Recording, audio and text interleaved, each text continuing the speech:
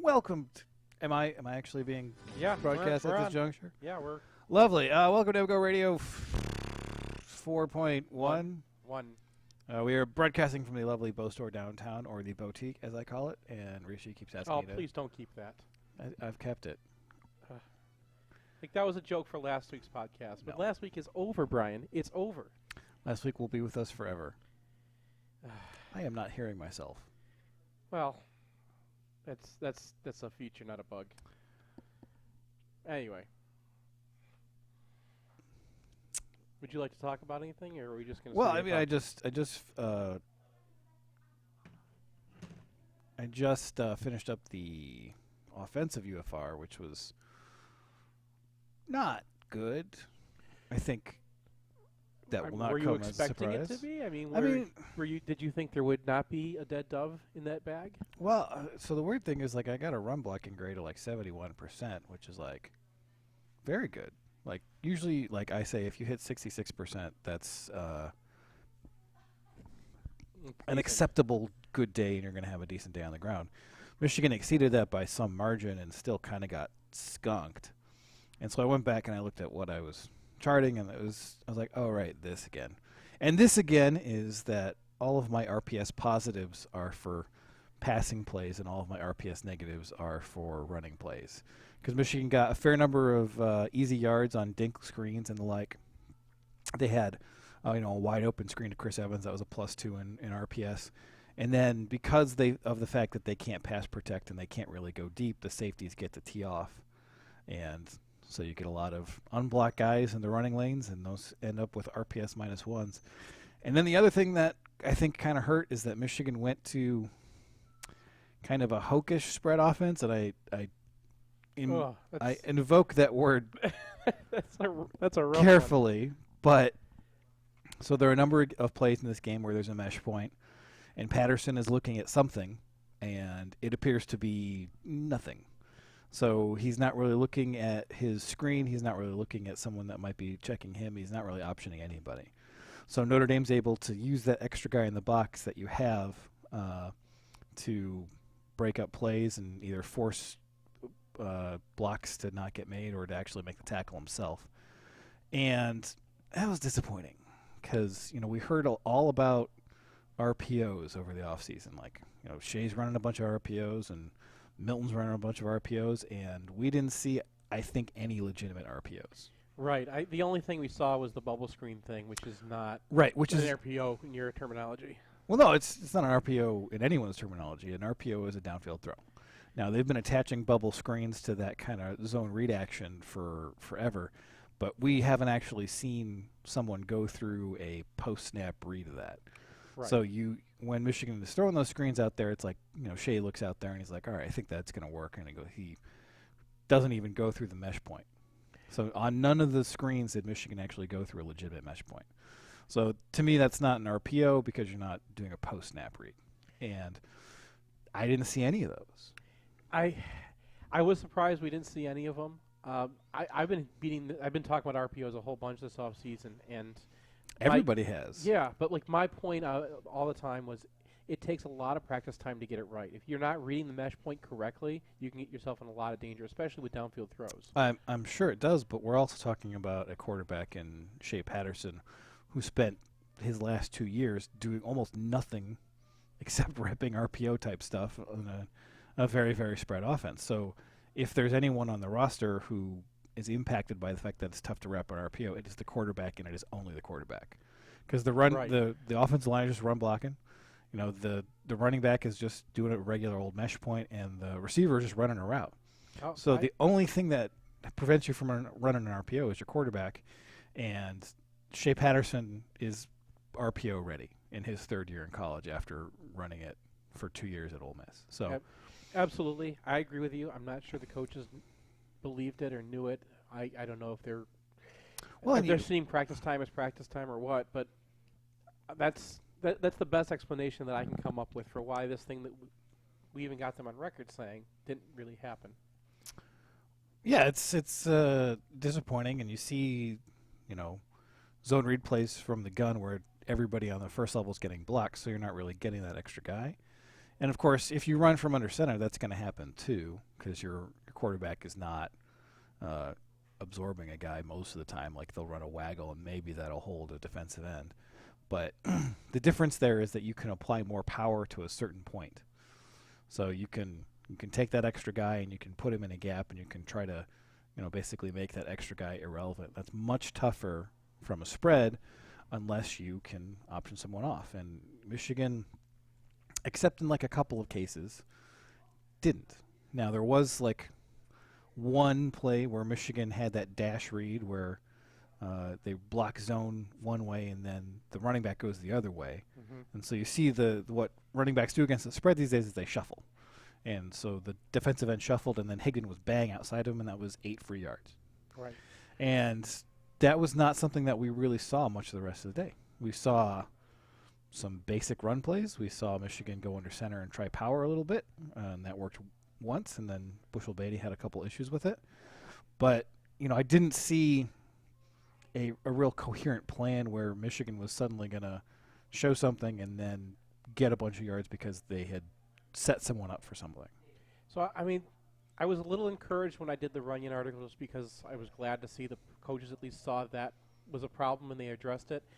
It's discouraging to kind of go through the whole offensive game plan after seeing Notre Dame's offensive game plan when they had kind of similar problems, right? Their passing game struggles to pass protect, mostly because Michigan's defensive ends are good, not because their tackles are so bad. But it's the same thing. They had the same issue, and they dealt with it with kind of by hitting Michigan a lot of different ways that punish you for reacting correctly to the thing that you saw first. Well, I thought their game plan wasn't. I didn't think it was like mind-boggling or anything. I mean, they hit some deep throws where it's just like I thought Notre Dame was a good, solid game plan. It was what I expected of them, but it's functional because if you're Notre Dame and you're going up against Michigan's defense, what would you do? Well, I'd wait for the defensive tackles to not get any push, I guess, and then run up in the pocket. But you've been hearing Michael Dwumfor hype, and that was another thing that I guess we could get to in the defense. That's kind of the other big takeaway from this week is that Mike Dwumfor, we've heard hype about him for 2 years, and I would, if he just was a guy who was a redshirt sophomore that nobody had been talking about, and he came in this game and he didn't really perform, and be like, he's a redshirt sophomore, he's a 3-star, he'll probably develop, it'll be fine. But since we've had this like just torrent of hype for 2 solid years, it's really disappointing. And he was worse in UFR than we even were talking about on Sunday. Was he? He had a bunch of -3 moments. He had two of those, and those are very, very bad. But I thought he was about what I expected because he made one like legitimate play, and the second was kind of handed to him because Notre Dame busted. But yeah, their first touchdown was so easy because Michigan was slanting to an outside zone, and he just gets buried, and it's like, oh man. And like the play before that, he gets just blown out of the hole by a double at least. There was another incident where he gets blown out of the hole by single blocking, and it's just like, oh, this is not good. Yeah. Because one of the things that you're banking on, when you project a season, is that the things that people say have some resemblance to reality. I may be a bitter man who just did a very long season preview and then had large parts of it blown to crap immediately. But if you are, you're like every other Michigan fan who watched Mo Hurst. Guy used to Mo Hurst. We're told we had Mike Hurst, but big. And didn't we believe it? But we knew that, we were confident that he was going to be all right. This was not. If they had two Brian Monets out there, I think things would have seemed a lot better. Because Monet just holds up against people. He'll make a play every now and again, but he's just going to be there. And he's going to push the pocket a little bit. And we didn't see that from anyone except Monet, really. Like, Lawrence Marshall was just kind of there. You saw Aubrey Solomon get barely any playing time, which is very strange as well. I mean, he had an appendectomy in the offseason, so it's possible that he's still not entirely recovered from that. And it's but it's like, you expect these two guys to be starters, and one's a 5-star who's going to be a true sophomore, and one's a redshirt junior who's getting a bunch of hype. And you're like, all right, these guys are probably going to be fairly decent. And then you get that game, and it's like, how far can we get from this game to how far can we get from what we saw in this game before the Wisconsin game? Can these guys get a lot better in that period of time, and then go man to man with that offensive line that the Badgers have? Kind of, I'm not as afraid of Aubrey. I thought that putting Monet in there was the right play for that game. That you have. Well, but you got to rotate, right? You got to. Notre Dame has a good guard and a good center, so that's the play, right? I don't know about that. I thought that was the way to take away the number one thing that they wanted to do, and once they had that point, I mean that's why Monet was in there. I thought that he took away the one place that Notre Dame really wanted to run, and everything else they could build around. I was surprised they didn't use Aubrey more in the 3-tech. I thought that they played Monet just because he was the only guy that they could rely on not to get exploded, which is a little bit a different take than you have. Which is, it's unfortunate. It's alarming. I thought the cornerbacks also had kind of an off game. Like, there were a couple of Wimbush downfield hits where I don't think anybody challenges that at all. But, the performance before that where you get a flag on Hill, and it's like, yeah, he's got to do that because he's worried about getting beat for a touchdown. Like, I don't think we saw that all last year. Yeah. And it's a little bit, it's a little bit off-putting. A little bit worrying because we came into the season with a lot of assumptions, and again, those kind of got damaged. In this case, we have a season's worth of evidence that Lavert Hill is an NFL-level corner. We have a season's worth of evidence that, Watson and Long are good to very good corners. We have less data about the defensive line, so I feel like the cornerbacks are a lot less of this is going to be a problem the rest of the season. I think it was just they had a couple of issues. They needed to fix those issues, and hopefully they will. But enough about last week. Let's take a break, and we will come back, and we have a special guest for you if we can get this all hooked up and working. Big ideas. We've got to win this game, and there is no game on the remainder of our schedule more important than the one you're going down to the tunnel to play today. Now let's go. Let's go. Underground Printing is proud to present The Bow Store. Visit us at our new location at 333 South Main or online at www.bow.team.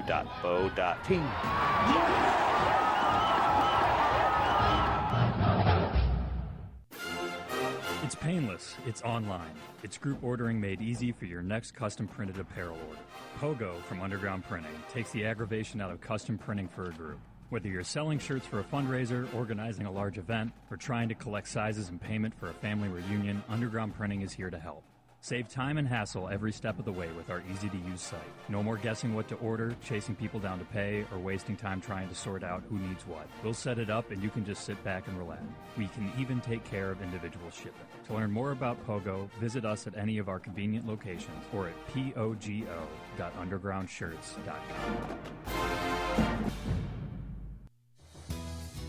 I grew up in a small town of Hazlitt, Michigan, and I witnessed a lot of great people making a lot of poor financial decisions. And I thought to myself, I don't want to be in that position. I don't want to have my retirement at risk. Over the last 17 years, my team has developed and refined our process, which helps people understand what's important to them and what they value most. And because people don't have pensions anymore, we're adding in multiple income streams during retirement. At Peak Wealth Management, our goal is to build long-lasting relationships, and we do that by building trust, by showing our integrity, and letting them know how much we care. And that's one of the most important things we do here at Peak, is understand your goals and help you get there. In southeastern Michigan, the yearly cost for a nursing home averages $90,000. It doesn't have to, though. Reed McCarthy founded Ann Arbor Elder Law after handling a tricky situation for his own family. Years of experience later, his boutique firm works with clients across southeast Michigan dealing with Medicaid planning, long-term care, and tax, disability, and family law dynamics. If you have a family member who may need that level of care, or if you're ready to start your own estate plan, Reed can give you a plan. Visit AnnArborElderLaw.com or call 734-945-9693. That's 734-945-9693. If you need a place to stay in Ann Arbor and don't want to be stuck out by I-94, there's a new hotel downtown, and the owners, who should be well known to the Michigan community, have asked our help to get the word out. The Martin family, yes, that Martin family, recently opened the Residence Inn Ann Arbor downtown, just a block from Main Street and a short walk to Michigan Stadium. They're competitively priced and offer a free hot breakfast, free Wi-Fi, a fully equipped kitchen in every suite, and an indoor pool. That's the Residence Inn Ann Arbor downtown.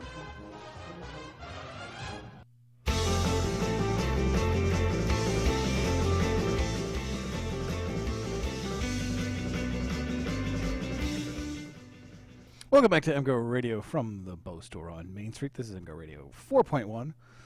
Have we hooked the things up and got the jiggers all corrected? I believe so. We have John? Yep, we got me.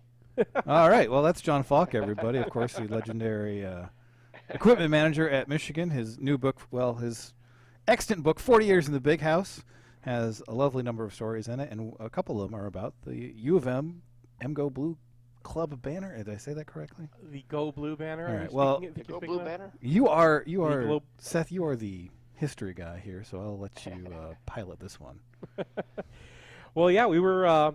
Dr. Sapp and I did that's Steve Saperdanis did a article in this year's book on the history of the banner, and especially when it got stolen by Syracuse, and some of the holes in that story, where I didn't hear what happened with your part of it.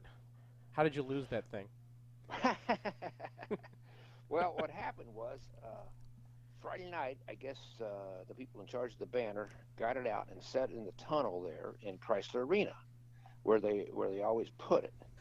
And we were over at the stadium Saturday morning, and the next thing you know, a couple people came over and said, "Hey, John, they've stolen the banner." And I said, "What do you mean they've stolen the banner?" He said, "Well, the MGO Blue banner's gone." And they were running around in a tizzy. And I went in and I said, "Hey, Lloyd, just so you know that we're probably not going to have the banner today." He says, "Why?" I said, "Well, it's missing." He said, "How could a missing banner?" I said, "I don't know, but I said, it's not here right now. So might as well plan on not having a banner out there when the team takes the field." And I have my recollection was that when the players took the field, they were jumping up in the air like the banner was there. But they were really confused. They couldn't understand what was going on. And, of course, we played Syracuse that day, and we were pretty confused for the whole first half. Donovan McNabb. Yeah, Donovan McNabb, he kind of confused us for the whole first half. And they probably played one of the most perfect halves of football that I think I've ever seen a team play against Michigan. And of course, I'm going to contribute to the fact that the players didn't have that MGO Blue banner there, but it probably would have happened anyway. But we really missed that banner. So the next week they had to make a substitute banner, which wasn't the same. It was made out of a flimsier material. And then they finally, after it took a couple weeks to get the new banner that looked just like the old one, and then they brought it in. But I didn't know the history of the banner until one day Al Renfrew, who was our ticket manager and, of course, our former hockey coach, he was in a Mercy nursing home there recovering from a heart attack. So I went over, and as I was driving past the home, the rehabilitation center, I said, well, I should stop in and see Rennie. I said, no, you know what? I'm going to go on to work, and I'll see Rennie later. Well, for some reason, my car automatically turned around and headed toward that rehabilitation center. I got out, I went in, and there was Rennie and his daughter Judy, and we were talking about reminiscing about old times, and all of a sudden, Rennie says, now, you know, John, you know how the banner started, don't you? And I said, no, tell me, Rennie. So he and Judy proceeded to tell me that Marge, his wife, in 1962 asked Bump Elliott if he could do something before the game to get the players excited. This is the Illinois game in '62, right? Pardon me? It was right before the Illinois game in '62. Yeah, yep. So what they did was she went out and she sewed 10 M flags for each side of the 40-yard line. And from what I understand, the way Judy and Rennie explained it to me, former football players were waving that flag as the team ran across the field going to our team bench. And they were all saying, go blue, go blue, go blue. And all of a sudden, all the other members of people who had won M's at Michigan said, wait a minute. We want the Michigan football team to know that everyone who's an athlete at Michigan, anybody who ever earned a letter at Michigan, is rooting for the Michigan football team. So they went out and the M Club got the banner. M Club supports you, go blue.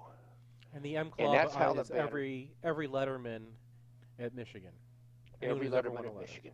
Every letterman, every former letterman, and anybody who played athletics at Michigan and got a letter would stand out there and hold that banner while the Michigan football team came by and tapped the banner.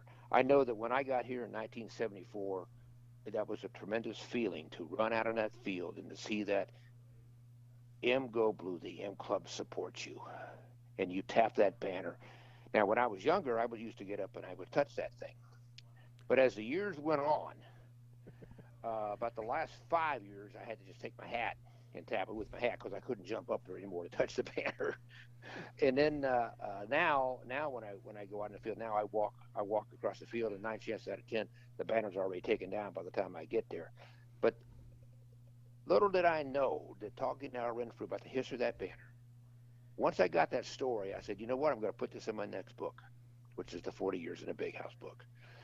I walked out of that rehabilitation center. I got over to the football building, and I was there for like 15 minutes, and somebody said, hey, John, did you see Al Renfrew today? And I said, yeah, I stopped by to talk to him. He said, well, you were probably the last person to talk to him because Al passed away a few minutes ago. And just by chance, I was able to get that story. And it's a tremendous thing in the history of Michigan football. And that banner means an awful lot. And I know that when it was gone after the Syracuse game, it meant a lot. And to those players, it means a lot. And I'll tell you a funny story about the banner. We were back in 1973, if you remember. I wasn't here, but I've seen video of it. When Woody came out. I don't remember 73. I'm sorry. I was born in 79.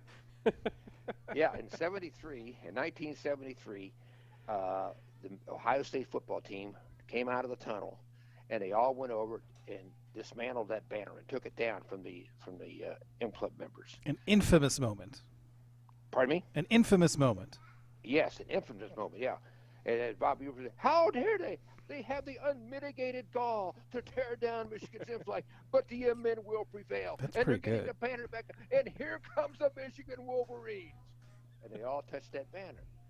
So 2 years later, in 1975, every Michigan football player was out there to hold that banner up and protect it against the Ohio State Buckeyes. So And they tried Ohio it State again? came down, and Woody Hayes was there, and he grabbed that banner and he tried to take it down. And so the next day in the paper, there was a picture of a full bearded guy with an M jacket on. He had his fist cocked back against Woody.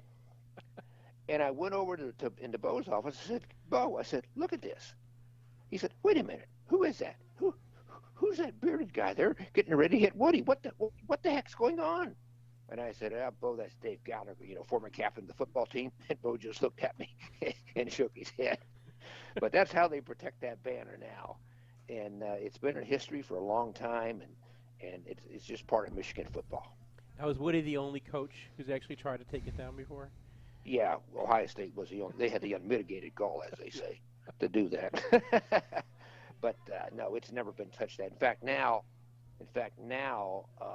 well, I'll tell you a story on that. So, in 1977, Bo tells me, he says, John, go over there to that Ohio State locker room and you tell Coach Woody Hayes that Bo Schembechler demands that he take the field first. He demands that Woody Hayes takes the field first. So I went over and I knocked on the locker room door. Woody Hayes opens the door. I said, Coach Hayes, I just talked to Coach Schembechler, and he's really asking that he'd really appreciate it, sir, if you take the field first. With that, Coach Hayes looked at me and he slammed the door. It almost caught my fingers in the hinge. I went back over and said, Coach Schembechler, I don't think Coach Hayes wants to take the field first.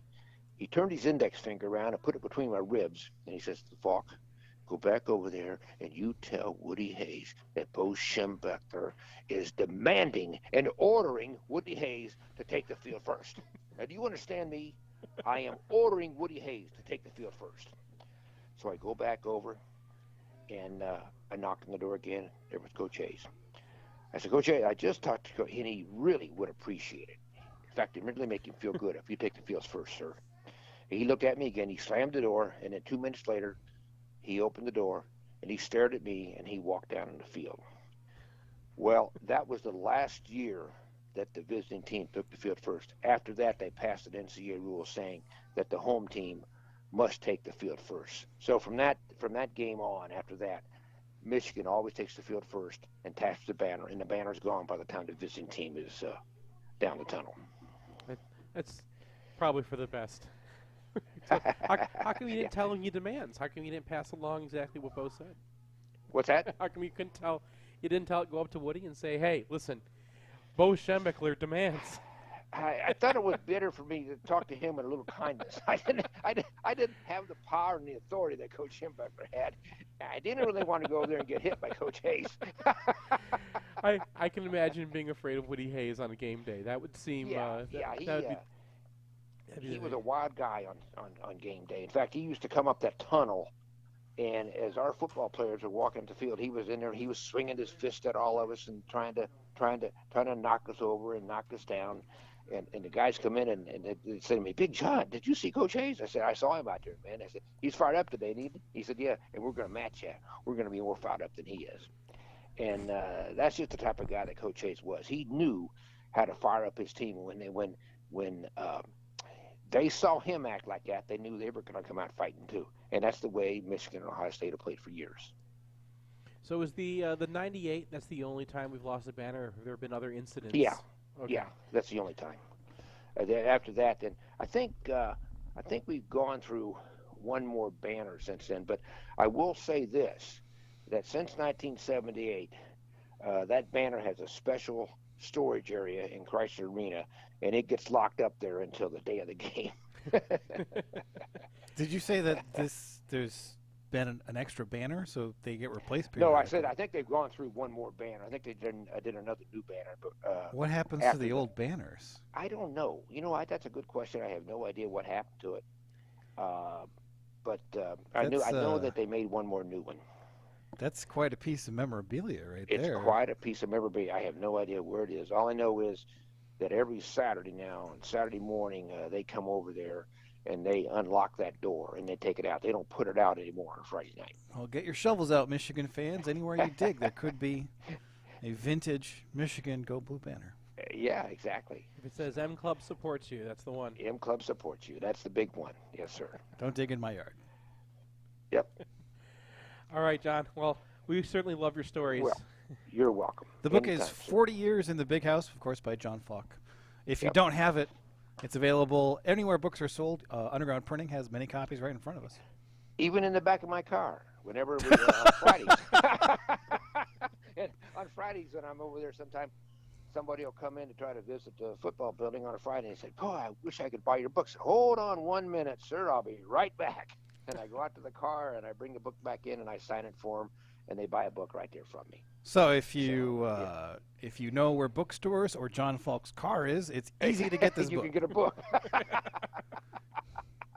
In fact, next week I got to do a Chad Tuff thing over in Birmingham, and the guy who's sponsoring the Chad Tuff thing bought 75 of the If These Walls Would Talk, the first book. He bought 75 of those books, and he's going to give them out to the donors at that charter thing next week. So that'll be neat. Real So neat. if you're headed to that, you'll probably get one of those. And if Yeah, you're you sure not will. already, then that's an incentive to go. And, of course, Chad Tuff That's is a great exactly cause. right. It sounds good to me. All right? Yeah. Thank you, John All Falk. right. This is awesome. You're welcome. Yeah. I'll talk to you later. All right, go Bye Blue. now. Yes, sir.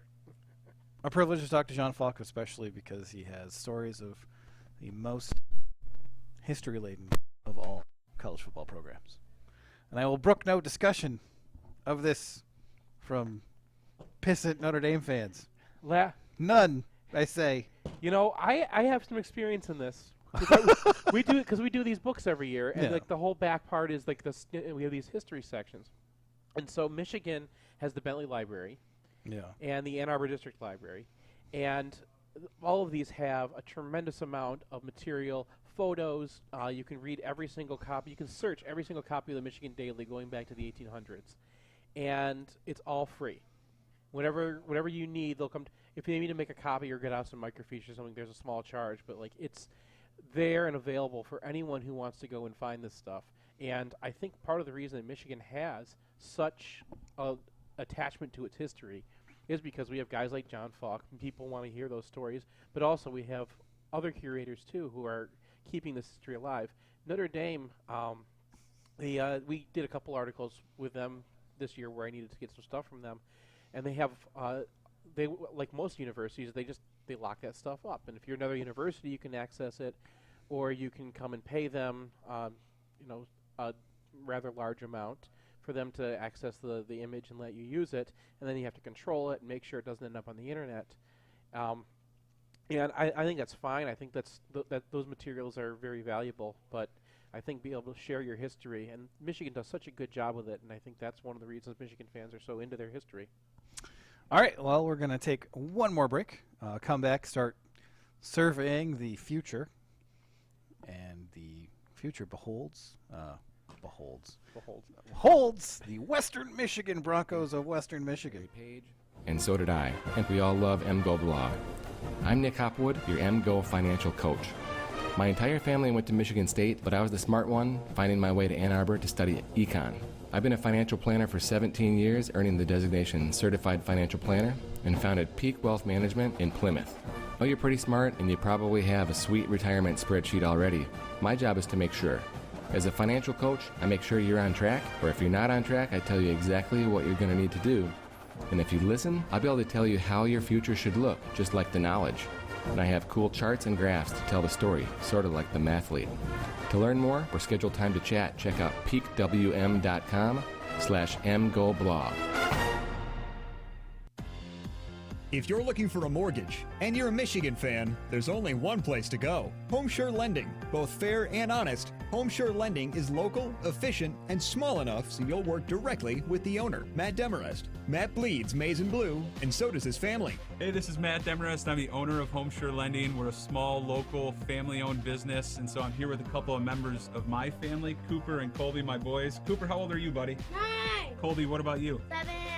Who's the best team in the whole country? Michigan! Can I get a Go Blue? Go Blue! We're a family business here in Ann Arbor. I'd love to serve you and your family with any of your mortgage needs.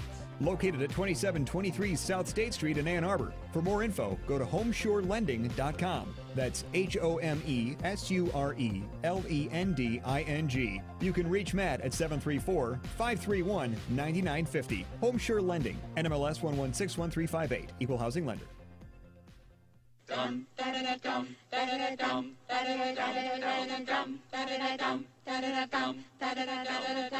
If you find yourself on the wrong side of the law in Ann Arbor or around Metro Detroit, you want a Michigan man in the huddle. Call former prosecutor and now criminal defense attorney Jonathan Paul at 248-924-9458 or visit his website, michiganlawgrad.com.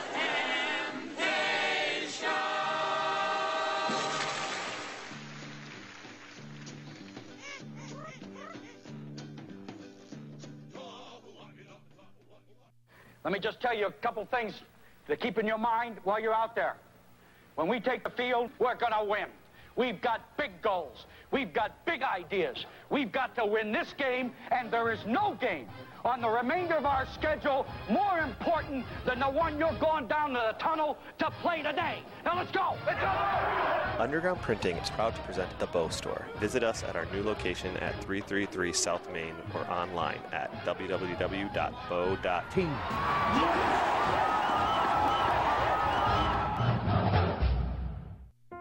The places you'll go may seem far from Ann Arbor. From San Francisco to St. Louis to Shanghai. But as members of the Alumni Association, we're never far. Because Michigan is more than a place. It's a mindset that connects us. For those who leave Michigan, but for whom Michigan never leaves, this is where you belong. The Alumni Association of the University of Michigan. Join today at umalumni.com.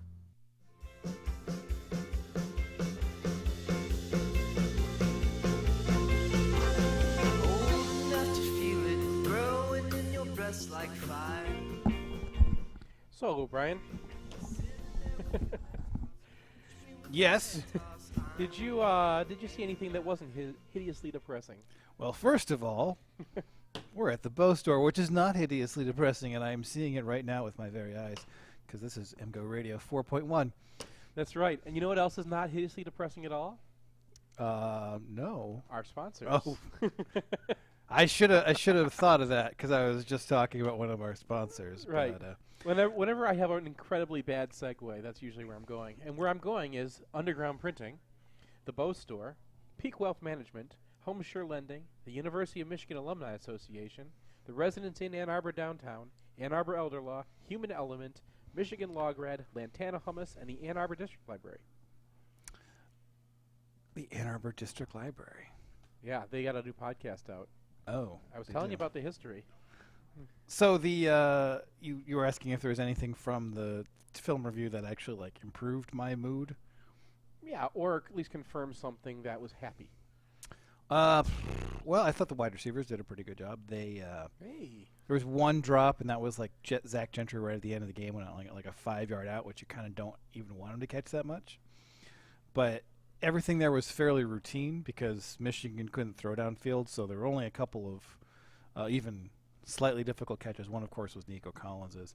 And seeing Nico Collins's route on that where he just runs by Julian Love, who's supposed to be a top-end corner, is like, if he can be 6'5" and do that, then you really have something. So, further exploration of those guys. And I thought Patterson, he threw a terrible interception, but his success rate was 77%, which is a really good success rate against a quality opponent.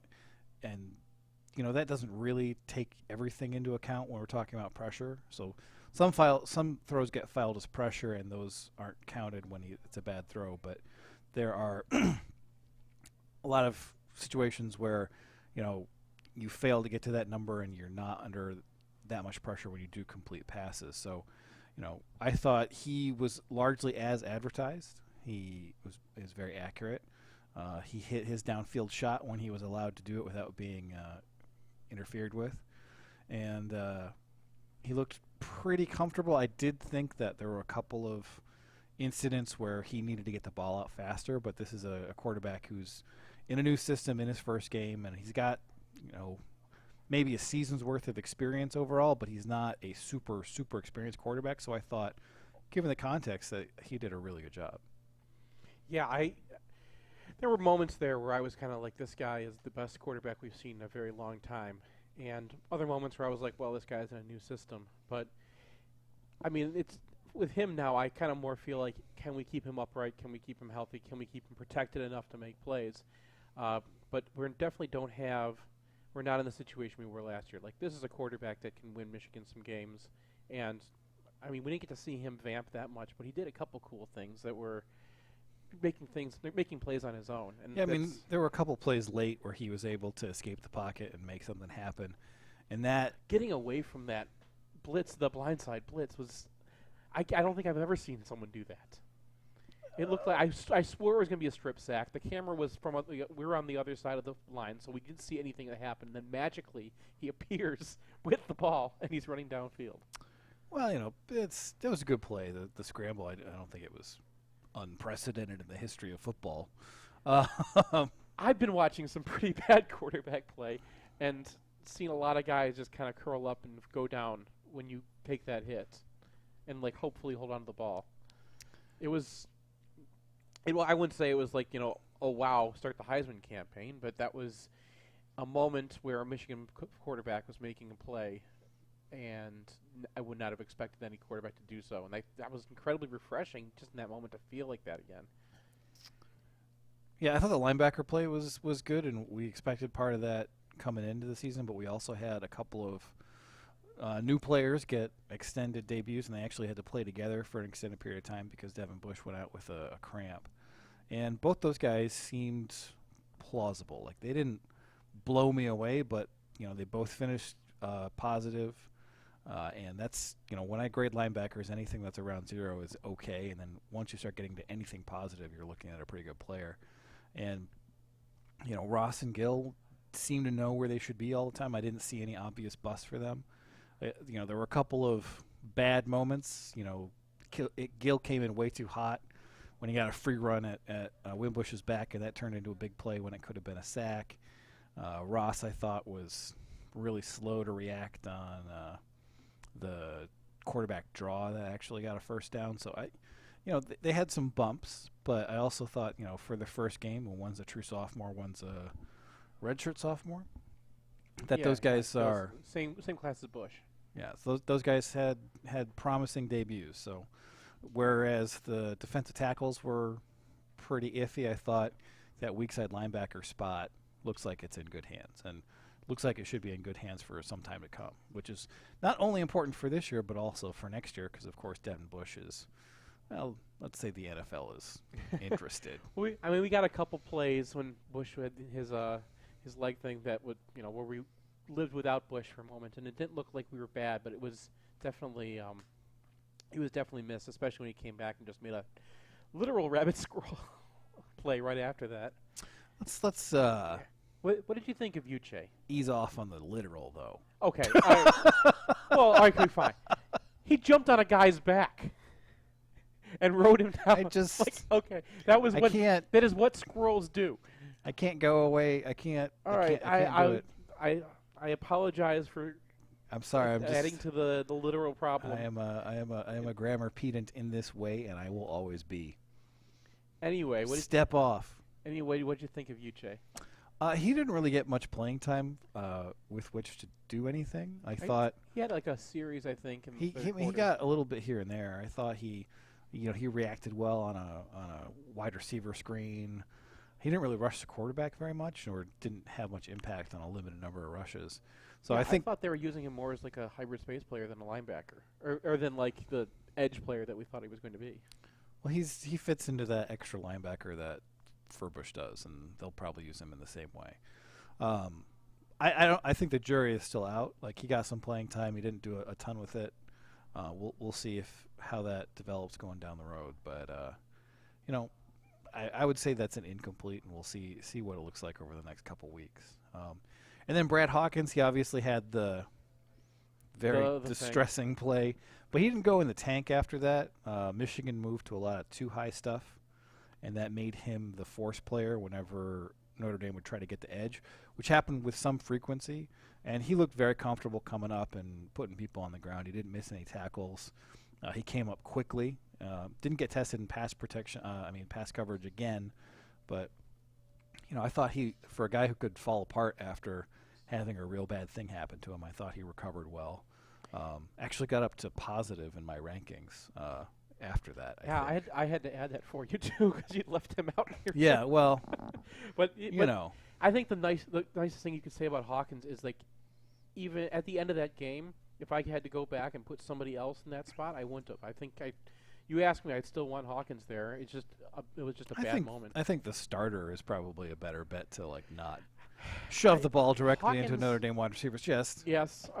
Let's just throw that one out. Knowing what would happen, yes. But Hawkins is also a guy who, he was a jump ball specialist in high school, and I think it was just one of those fluky things that if it was happening in a game, in his 10th game playing, then okay, that happened to him. But I thought the other thing about him that I thought was interesting is that he's known as a guy who's really good in man. That's what all the program chatter was always about. He's great in man coverage, or maybe their best safety in man coverage. And he played a lot of zone in this game, and he played well in a lot of zone. So if he's got that in his repertoire as well. He didn't play zone that got tested in coverage. He played zone that got tested as a run defender. So there's still an open question about what that looks like when you're playing a team that throws it more than 22 times. And by the time that Hawkins got in there, I think they were probably done with about half their passing attempts for the game. And a lot of the other stuff was just throwback screens and bombs down the sideline that don't really involve the safety. So I think the jury is very much out on how Hawkins does in coverage, but for what he was presented after the big bad thing, he did pretty well. I don't think there's really anything else. There was one other guy I wanted to call out, is that McCune had a great day in blocking that I think I didn't see until your UFR. Well, I still I'm a little bit leery of my own grades there because it's just they came out so well, and I'm just I don't know what exactly happened there so that the negatives are so low, but it's just I grade the way I grade, and that's the way it came out. And last year, some good grades in the Michigan State and Penn State games for blocking did presage a big surge right after that. So hopefully, Michigan can get some things straightened out, and the offensive line did look a lot more coherent. So they when things went poorly, it was because the guy was a step late, not because the guy was off doing something else. So I thought, they looked like they had really started to polish up and get unified as an offensive line, and I think hopefully you can see over the next month or so that they can really polish up there and get somewhere near Warner would like them to be over the long haul.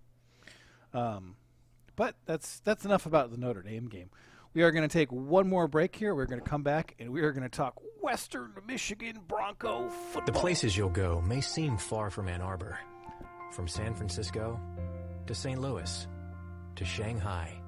But as members of the Alumni Association, we're never far. Because Michigan is more than a place. It's a mindset that connects us. For those who leave Michigan, but for whom Michigan never leaves, this is where you belong. The Alumni Association of the University of Michigan.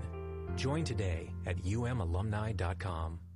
It can be a rough ride along the information superhighway. That's why we build our e-commerce websites tough enough to handle the load. With the capacity to take hundreds of simultaneous online transactions and the stability of load-balanced, co-located server architectures, a website from Human Element performs in the roughest conditions. Thousands of products? No problem. We'll throw in the tools to manage them with precision and efficiency. All with a design slick enough to make you think your girlfriend might be impressed. So load it up and hit the gas and let Human Element show you the way. Special offers available for returning lessees. Financing available with approved credit to qualified buyers. Client participation may affect savings. Optional equipment available at additional cost. See human-element.com for details. Want the perfect game day outfit? Underground Printing has unique, great-fitting apparel and officially licensed apparel from legendary Michigan names like Woodson, Howard, Schembeckler, Ufer, and more. UGP also specializes in custom printed apparel and promotional items for groups, events, and businesses. Whether you need one shirt as a gift or 1,000 shirts for a charity walk, Underground can customize almost anything for groups large or small. To learn more, visit Underground Printing at one of our 3 convenient locations around Ann Arbor or online at undergroundshirts.com. If you need a place to stay in Ann Arbor and don't want to be stuck out by I-94, there's a new hotel downtown, and the owners, who should be well known to the Michigan community, have asked our help to get the word out. The Martin family, yes, that Martin family, recently opened the Residence Inn Ann Arbor downtown, just a block from Main Street and a short walk to Michigan Stadium. They're competitively priced and offer a free hot breakfast, free Wi-Fi, fully equipped kitchen in every suite, and an indoor pool. That's the Residence Inn Ann Arbor downtown. Do you like podcasts that aren't about sports? Maybe one's about music or movies or books or Ann Arbor history? Then hoo boy, do we have news for you. The Ann Arbor District Library offers podcasts about all of these topics and more on aadl.org or for streaming on your favorite podcast app. Visit aadl.org/podcasts to check out shows like Undercovers with Martin Van Dyke, interviews with music and pop culture authors, or the Michigan Theater's podcast, Behind the Marquee. There's the comic book podcast Super Skull, produced by the crew at Vault of Midnight, and the Ann Arbor history podcast Ann Arbor Stories. Or check out AADL's newest podcast, Presenting Alfred Hitchcock Presents, an episode-by-episode dive into Hitchcock's popular anthology TV series. If you like podcasts, AADL has you covered. Check out aadl.org/podcasts and find your next favorite podcast today. I'm a weed, a bad seed, where nothing should ever grow. Forget about me. Welcome back to MGoRadio 4.1 from the Bow Store, live on Main Street. I want to tell you about my favorite hummus. Oh, I love that hummus. I don't even tell you about it. You're talking about the one that's not made of kittens, right? Well, I wanted to be more specific than that. Okay. Well, there's only one that I know that is absolutely never made out of kittens, and that's Lantana hummus. Oh, well. I thought we'd move past that. I thought the audience has imbibed this knowledge and now knows that they want a kitten-free hummus experience at Lantana. I think once in a while it's a good reminder. Yeah. Lantana is the only company that guarantees no kittens will be in your hummus. One day we're going to actually get them to do that. Yeah. There's going to be a little page on their website that says kitten-free hummus. We're gonna have to promise. We're gonna have to get like a Michigan win over Ohio State or something like that. I should mention the owner of that is like a huge Michigan fan. Matt Gase is like a which is clear. Oh, because who else would put up with this? But I actually just opened up a container of their Hatch chili hummus, and one of the interesting things that they do is they have a blizzard of flavors that are always coming out, and every time I look at it, it's like, oh, that's different, that's new. And some of them are scary, and I don't like them, like the strawberry ones. I haven't tested it. It's probably delicious, but I haven't tested it sober yet. But it was good. It was good drunk. Just like, I don't know about this one, but maybe I'll try the Hatch chili one. And it's good, and it tastes like Hatch chili. I was gonna say not kittens. Not kittens. But also Hatch chilies. That was the second thing I was gonna say. Well, Lantana hummus is available at Bush's Meyer and your local grocer. Look for the hummus with the striped lids. And possibly John Falk's trunk. We don't know. We don't know. I'm not saying that it's there, but I'm not saying that it's not either. As a fellow author, I believe Halo Victors makes me an author as well. As a fellow author, I understand the book in the trunk thing, because I have not been without a book in my trunk since 2012. Okay, does that mean that you have hummus in your trunk, though? I don't mean like... Right now, yes, I do, because I forgot to bring it in. You do? I do. I literally have hummus in my trunk. All right, so... Literally, used correctly, by the way, I literally have hummus in my trunk. So we have an extremely large sample size of one that suggests that you can buy Lantana hummus from John Falk. Please do not go up to John Falk and ask to buy Lantana hummus and then say that we told you to do this. You can do it. Just don't tell him that we said that you could. Or at least do it kindly. And please don't record this and put it on the internet. Anybody. No one would do that. Anyway, Western Michigan. Yes. The Broncos, they lost to Syracuse last week, 55-42. Yeah. And the 42 sounds a little scary, but then it's like, all right, they were down 34-7 at halftime, I believe was the... It was down 30, like 2 minutes into the second quarter. They were down 34-7. Really? Yeah. So this was Syracuse a inserts their backup quarterback at that point. Highly garbage time experience. Right. But that's a lesson to everybody. Do not insert your backup quarterback 2 minutes into the second quarter against Western Michigan because they might bomb their way back into relevancy. Bomb their way back into relevancy is interesting because last year I think I remember watching. Did they play Michigan State in their first game? In their second game, but yes. And this is the first game after they graduated a very good quarterback whose name I forget. Oh, it was in my head. But was not Alex Carter. And they were playing this Wasink dude, and I was just furious at this guy because he was so bad, and he was the only thing separating Western Michigan from a win in that game against Michigan State. And now you're telling me that they're bombing it down the field against Syracuse? Yeah, well, Wasink needed some time to not be a freshman anymore. Sure. And now that he is not, he's actually pretty all right. Though I think Western's problem last year was that Michigan State game. They got like 5 guys injured and 3 of them were at least really important players. And then through the course of last year, I think the number was 20, give or take. Like, I don't know what freshman was actually injured versus redshirting, but the number that's out there is 20 guys were hurt last year. And that was supposed to be their, like, Wile E. Coyote drop-off, maybe before the drop-off year. Right, but it was just the drop-off year. Right, and the problem with that is now they've kind of graduated a lot of those guys, especially on defense. So they have the same strategy. Last year they couldn't bomb it because Wasink was out, and the quarterback they had in there just didn't have the arm for it. Wasink also did not have the arm for it last. If the Michigan State game I saw was any indication, he can get the ball downfield. He has to push. He a little was bit, so bad. I was very upset about him. I was like, why can't you be like just an average MAC quarterback, and then this is a dub for the Western Michigan football Broncos? Yep. But he wasn't. Listen. Michigan State is going to get close. Listen to me about Michigan State. I know Michigan State first week, blah, blah, blah. It's always going to happen. Always and they're going to find a way to pull it out, and we're going to have 10 reasons why it was lucky, and yeah. Look, I don't want. Well, we should focus on the actual Western Michigan. So this is a MAC passing spread like they all are. Yes. Correct me if I'm wrong. Yes. Do they have any scary personnel on offense except for the guy in the mustache who's just kind of leering at me? Oh, that guy's on defense. Okay. But they do have a couple little guys. So the one receiver, Eskridge, is it's a good name. They have some good names on this team, but this Dwayne Eskridge, they didn't do so well. Is it Dwayne or is it Dwayne? It's D apostrophe. Okay, so Wayne. it is Dwayne. Dwayne, yes. All right. Yeah. Fair enough. Yeah. Dwayne Eskridge, he exploded against Syracuse for I think over 200 yards and 2 touchdowns. Was this all like dink stuff that turned into yak, or is it? No, it was bombing it down the field because Syracuse cornerbacks play 10 yards off and then jump up on you and just, Oh, so they were getting double moved? Yep, sometimes they got double moved and sometimes they just completely got run by. All right. So they like to they like to run twins where he's the guy in the slot and then run a slot fade with him.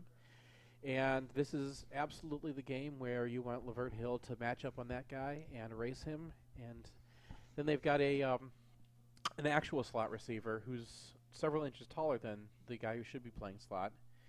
And I'm not even going to give you his real name because his nickname is Bird, and we're just going with that. His nickname is Bird. Yes. And it's very descriptive. Is that with an I or a U? No, it's just Bird, like the ornithological. Okay. Yes. So not with a U. No, just Bird. Would be pretty good if his nickname was Bird with a U. Where would you even put that U? Where the I goes. It's just B-U-R-D. Bird? Yeah. That sounds more like a linebacker. Bird. Anyway. That'd be a good, Brazilian linebacker name, where you just get the one name. Purdue will get him eventually. But we're not on Purdue. We're on Mini Purdue.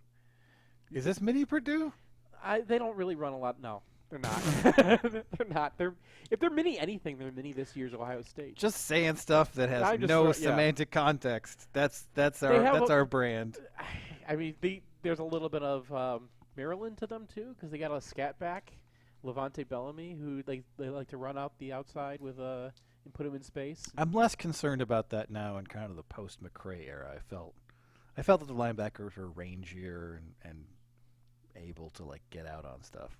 Also, if Michigan's going to run more cover 2, which they might have to this year, that kind of shuts off the outside stuff because the safety's in a much better position to go whack it. Yeah, I'm not phrasing. I'm sorry, people. More concerned about interior running after seeing our tackles, because that's where they did a lot of their. Are we concerned damage. about the interior running of a MAC team? They have a really good center. He's the best player on their team. Do they have a really John good Keeneland. center or like a really good? He's MAC a center? he's an NFL prospect. Yeah, Okay. yeah. All Not right, an well, NFL that's prospect who could have gone. I mean, he might He's have not gotten an drafted early last entry, year. but he's like, yeah, he could go in the draft. Yeah, he's probably 4th or 5th rounder, and they've been putting guys in the draft every year. Sure. I put this on Twitter, and then people took it seriously. Their media guide or their game notes said that Western Michigan has put 8 guys in the NFL in the NFL draft since 2006, matching or surpassing these Big Ten teams. And they listed like Iowa and Michigan State, who each have like over 20 guys in the NFL right now. Well, yeah, but how they were all drafted? Yes, there's.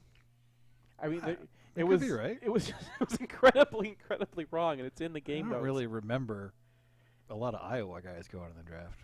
Yeah, they're I mean, offensive Michigan State had linemen. like a couple of cornerbacks, but then they have anyway. Yeah.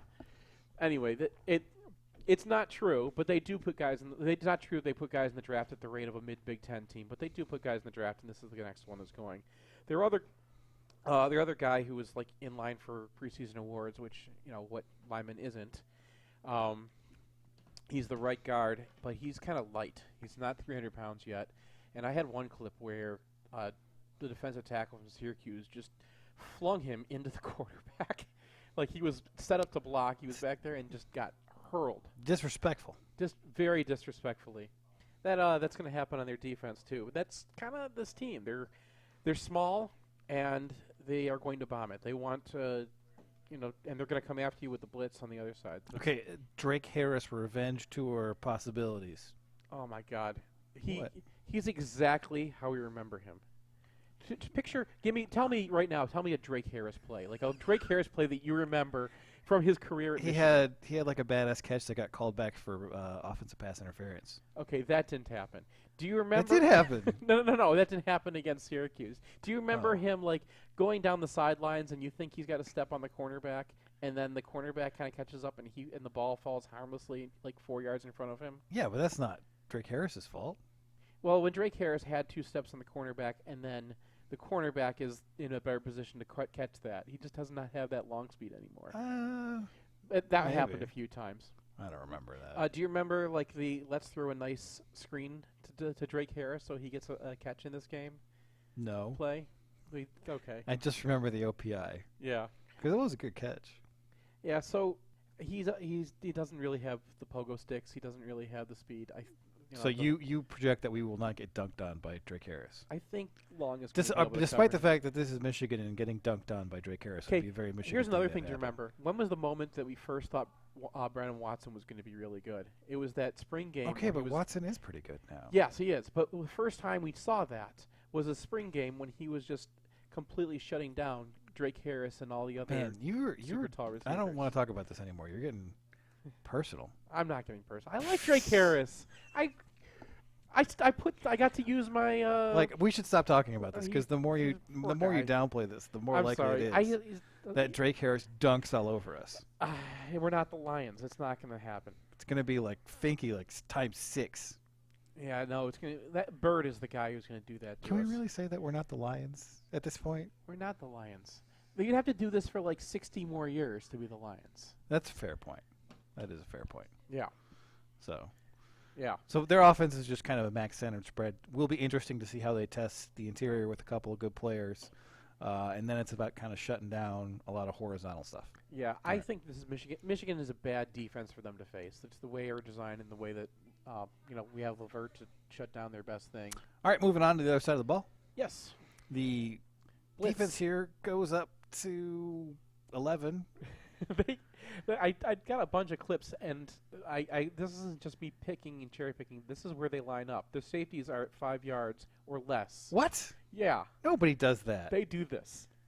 I'm going to count the number of people in this photograph. I counted. There is a deep safety off. There is no deep safety. Look, there's no shadow over there or anything. This is a very visual podcast right now. Yeah, it is a very visual podcast. There's only like 9 people on the screen, Seth. 1, 2, 3, 4, 5, 6, 7, 8, 9, 10, 11. No. It's 11 guys in that screen. All right, you talk about this defense, and I'm going to count this. Go You are your a funny liar. little counting. That was a play that they ran too, where all those guys up on the line are blitzing, and they tried to just chuck it to the guy. That's what they're going to do. They're going to try to come at you so fast, you're not going to be able to get the ball out. Okay, this is definitely a shot of an entire defense 5 yards, 6 yards, or closer to the line of scrimmage. That is insane. Yeah. Nobody ever does that. This is Western Michigan. So their plan is they're going to have those safeties there, so it's going to be hard to run. They're going to try to jam you up as soon as you get off the line. Good God. And if your ball doesn't get out, phrasing, if the ball doesn't get out of the backfield. Can we leave the phrasing to me, please?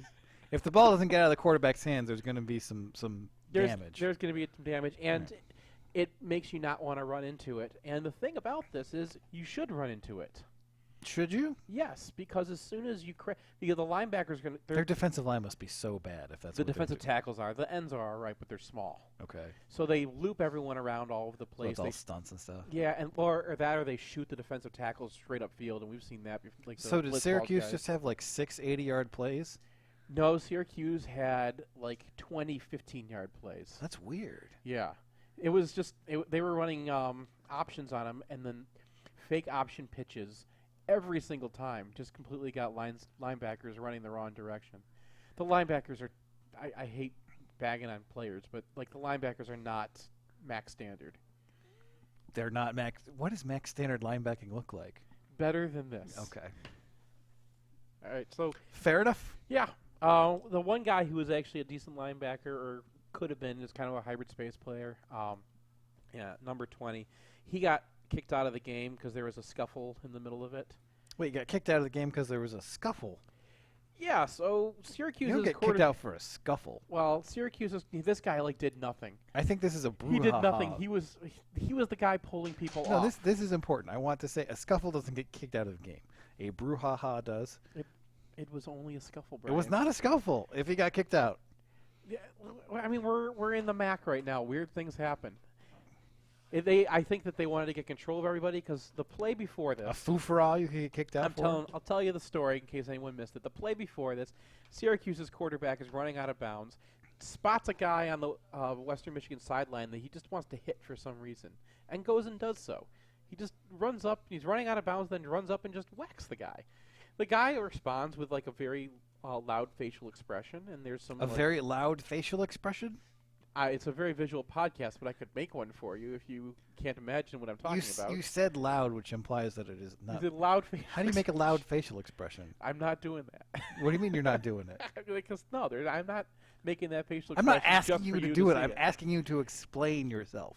Eyes bugged wide open. Okay. Mouth. You know what a. He had a fight or flight response. He had a "I'm going to kill you right now" response. Do you see that a lot? I've seen it in the past, yes. Not from me, I hope. No, I had an interesting middle school career. Subject a lot for of another, knives. Yeah, I fortunately got to sit out most of the gimmicky top 5s that UNAs have done. So my personal about life, childhoods. Yes. Oh, I see. So my personal life has stayed mostly a mystery to the public. Well, now we know that you went to middle school in Malaysia. No, Birmingham, Michigan. You were threatened in Birmingham, Michigan in middle school? We got in some scuffles, I'll tell you. Oh my God. Anyway, we're getting it off. This is like people who live in Ann Arbor complaining about traffic. They have no idea what traffic it is. You have no idea what a scuffle is. This is why you think it was a scuffle that got a gentleman kicked out of a football game. I would call getting sent home without my shirt because it was ripped in the process. That would count. So they confiscated your shirt? No, my shirt was just torn up in the process of the fight. And so I had to go. Still, my shirt got torn up. And then I had to get on the bus home with a note to my I feel like we're parents. digressing a little bit. So like you just came home without a shirt. Yeah, and a note explaining where my shirt was and why I was in trouble for this. What did it feel like driving home on a bus without a shirt on? It's like tacky. Nobody wanted to talk to me on that bus ride home. Did you like? I'm seething. I'm wearing no shirt. Yeah. I'm bleeding in a couple little places. Like I'm a little scratched up. Yeah. And everyone has just seen me in a fight. Yeah. You don't talk to that guy for that bus ride. Talk. You know? Oh yeah, well. Yeah, you just leave that kid alone. Did you like learn any cool moves after that, like jujitsu or anything? No. I was terrible at fighting, and I should not have done it. I think that was implied. It's a good thing I didn't go into that. Anyway, Yeah. it's a good thing that. I don't think really anybody on the MGO blog staff is any good at fighting. No, who would be the best? I had nobody. I might be the best. No. We just heard I've been about in a your scuffle fighting before. career. I don't know. It's not me. It's not Ace. It might be Dave. Dave's got like. David is athletic. He's the only guy who could go for more than a round without being like. That's right. "Oh, He bouncing around you until like the rest of us are just wheezing. Anyway, we have like, digressed slightly from the topic of the Western little bit. Michigan football Broncos. So that's what started the fight, and that guy number 20 kicked out, and things got really ugly when he was gone because he's the only linebacker who kind of stays in his lane. Yeah. And the other ones will just kind of chase anything that they see as shiny. So what are we looking for this game? Let's assume, for the purposes of this conversation, but not overall, right, that Michigan wins this game somewhat comfortably. Yes. Or better. What are the things that we want to see happen against this particular opponent to give us more confidence going forward? Get your fullback out and run some power. All right. That's a good one. I think that it's the even with like a safeties at 5 yards. Minnesota tried doing something like that, and that's what we did to them. What is it with row the boat, man? Yeah, it's that. There is still so much PJ Fleck in this program 2 years after he's gone. Crazy. Yeah. Well, now they're not allowed to use row the boat because right, copyrighted it.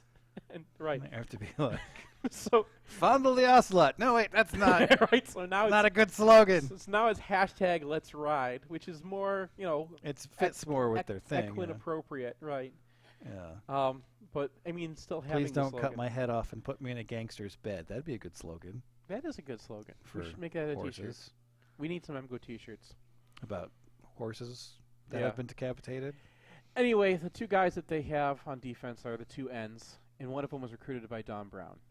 Oh, that's actually fairly impressive. He's only 240 pounds and he plays strong side, so but yeah, he knows what he's doing, and the other guy is the same person who made the loud response face. I'm talking about Ali Fayed. You're really just doubling down on this. I believe in the metaphor, and I think it's I think people are going to know what I'm talking about. You do you. Yep. They also have a Rutgers transfer that they use off the edge a lot. Najee Clayton. All right. Well, that pretty much sums up this defense. Then they have a Rutgers transfer. Yeah, they're going to come. I think we just need to bash them off the ball and run our thing. They're all they suck up so fast on play action too. Well, they have to. There's nowhere else to go. Yeah. So this is a game where I think Patterson gets 18 passes, completes 15 of them for 200 yards, and then you can put him on the shelf. All right. Well, that's the Western Michigan Football Broncos. Thank you for listening to MGoRadio 4.1. Do you have any final closing thoughts about scuffles, brouhahas, tete-a-tetes? Yes. I don't know how to pronounce that. Tete-a-tete? Tete-a-tete, yeah. Did it come from the French, or did we get that from Latin? I think it's definitely French. Yeah. I think that you don't get kicked out for a tete-a-tete either. You get kicked out for brouhahas, fights, kerfuffles. No, kerfuffles is not. You don't get kicked out for kerfuffles. No. Anyway, this is the end of our podcast. Yeah. we have this system where we have to talk through the end of the See you next week, people!